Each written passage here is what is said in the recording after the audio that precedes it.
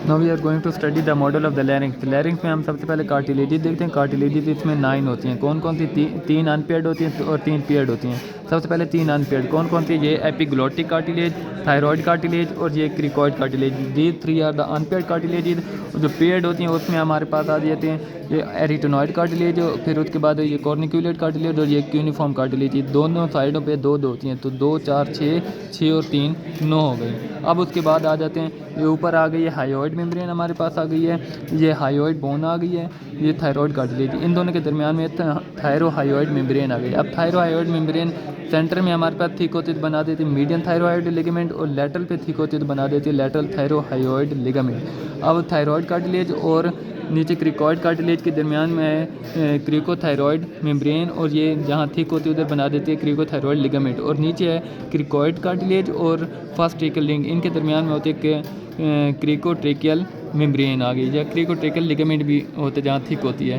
फिर उसके बाद हमारे पास ये जो है ना थायराइड कार्टिलेज, इसका ये राइट लेमिन है, ये लेफ्ट लेमिन है, और सेंटर में जो प्रोमिनेंस है इसको कहते हैं एडम्स एपल। फिर उसके बाद ये थायराइड कार्टिलेज का सुपीरियर कॉर्नु है, ये इन्फीरियर कॉर्नु आ गया।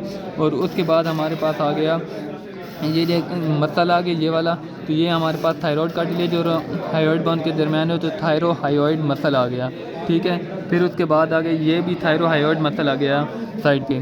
फिर उसके बाद ये पैरोटिड ग्लैंड हो गया, राइट और लेफ्ट साइड पे दोनों 2 लोब होते हैं। फिर उसके बाद आ गया ये पोस्टीरियर पे आ जाए तो ये हमारे पास है ओब्लिक एरिटोनॉइड मसल है, ठीक है। और ये ट्रांसवर्स फाइबर हैं, तो ये होता है ट्रांसवर्स एरिटोनॉइड मसल। ये पोस्टीरियर क्रिको एरिटोनॉइड मसल जो कि हमारे पास the first the only life saving muscle, जो कि हमारे पास वो फोल्ड को ट्रू वोकल फोल्ड को एबडक्शन करवाते, तो ये है पोस्टीरियर क्रिको एरिटोनॉइड मसल।